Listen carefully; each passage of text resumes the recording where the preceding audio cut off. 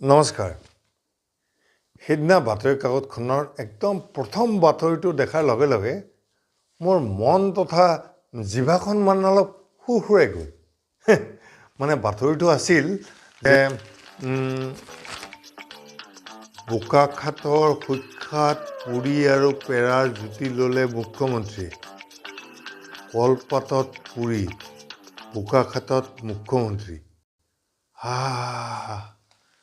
বোকাখাতৰ পেৰা পুৰি তাতে আকৌ মুখ্যমন্ত্ৰী। মজা মজা দেই, নহয়নে? মজাটো লাগিছেই, কিন্তু তাৰ মাজতে মোৰ এটা মনলৈ ভাৱ আহিল।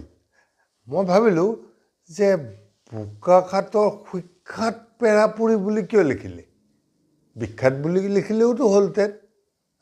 এনেই আমাৰ অসমীয়াবোৰে অসমীয়া ভাষাটো টান পায়, তাতে আৰু এইবোৰ নতুন নতুন সুখ্যাত শব্দ ভৰাই পেলাই অলপ বেছি কনফিউজ কৰি দিয়া নাইনে? ভাষাটো সৰল হ'ব লাগে, বিখ্যাত বুলি দিলেও হ'লহেঁতেন।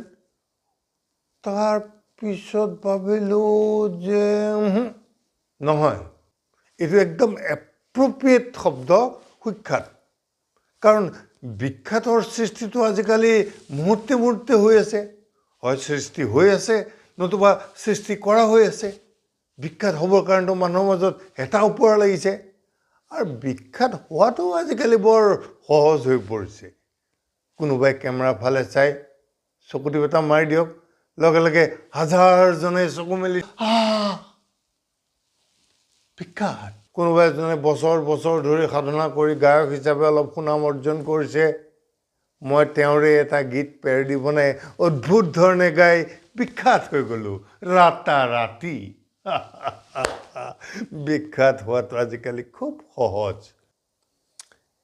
এণ্ডি ৱাৰহল নামৰ এজন visual artist, film producer, film director আছিল আমেৰিকাত। তেওঁ 1960তে এষাৰ কথা কৈছিল যে in the future everyone will be famous for 15 minutes only. ইয়াত কিন্তু ফেমাছ মানে বিখ্যাতক বুজোৱা হৈছে, সুখ্যাতক নহয়। সেই সময়ত খুব এবচাৰ্ড যেন লগা এটা কথা আজি প্ৰায় অৰ্ধ শতিকাৰ পিছত লাহে লাহে সঁচা হ'বলৈ গৈ থকা নাইনে? আপুনি মইতো দেখি আছোঁ যে যিকোনো মানুহ যিকোনো ধৰণে যিকোনো সময়ত আজিকালি বিখ্যাত হৈ পৰে, ফেমাছ হৈ পৰে, চেলিব্ৰিটি হৈ পৰে, হয়নে নহয় বাৰু? আপোনাক বিখ্যাত কৰিবৰ কাৰণে মানুহ ৰৈ আছে। এড এজেঞ্চিবোৰ, মাৰ্কেটিং গুৰুসকল, এওঁলোকৰতো কামেই সেইটো। আপুনি যদি বিখ্যাত হ'ব খোজে, আপুনি তেওঁলোকৰ ওচৰলৈ যাওক, তেওঁলোকে আপোনাক এজন মক্কেল হিচাপে মানে ক্লায়েণ্ট হিচাপে যথেষ্ট সহায় কৰিব, আৰু সেইবোৰৰ মাধ্যমেৰে গৈ আপুনি হৈ পৰিব এজন বিখ্যাত। আগৰ নিচিনা নহয় যে আপুনি বিৰাট কৃচ্ছ সাধন কৰিব লাগিব বিখ্যাত হ'বলৈ। একো কৰিব নালাগে, মাত্ৰ ইনভেষ্ট কৰিব লাগিব জেগাত।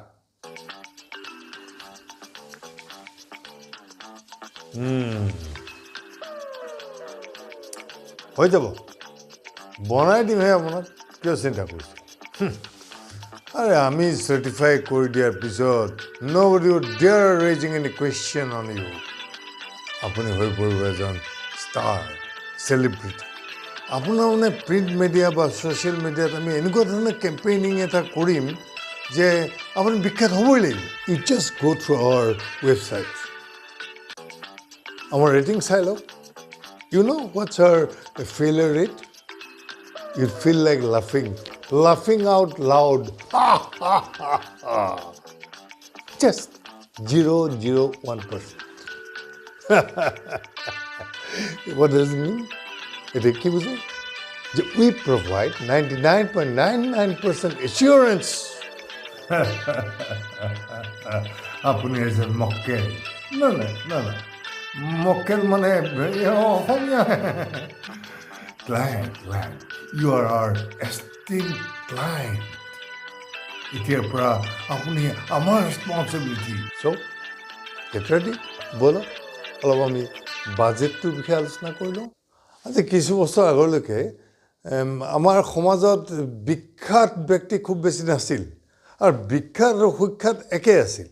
মানে যিসকল বিখ্যাত ব্যক্তি আছিল তেওঁলোক সুখ্যাত ব্যক্তিও আছিল। তাৰোপৰি আজিকালি আহি পৰিছে AI, artificial intelligence, post truth, এনেকুৱা ধৰণৰ ভয়ানক কনচেপ্ট।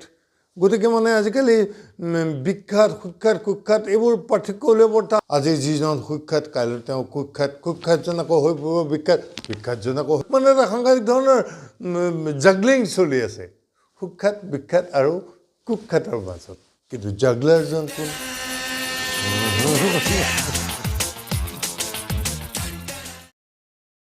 এই যে ভাওনাৰ চুংঘৰ বা থিয়েটাৰ ধৰক আপুনি গ্ৰীণ ৰুম, এইবোৰৰ ভিতৰত যদি এজন খুব অজলা টাইপ মানুহ সোমাই যায় নাটক শেষ হোৱাৰ পিছত, তেতিয়া অৱস্থাটো কেনেকুৱা হ'ব?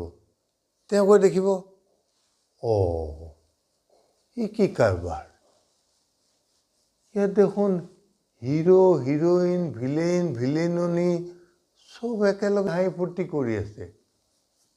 তাত দেখোন একেবাৰে ইটোৱে সিটোক দেখিব নোৱাৰা হৈছিল। কি কথা এইবিলাক? নাটক কোনখন? এইখন নাটক নে আমি চোৱাখন নাটক? বাৰু যাওক, এইবোৰ বেছি গুৰুত্বপূৰ্ণ কথা নহয়। গুৰুত্বপূৰ্ণ কথাটো হ'ল এই যে বোকাখাটৰ বেহাপুৰি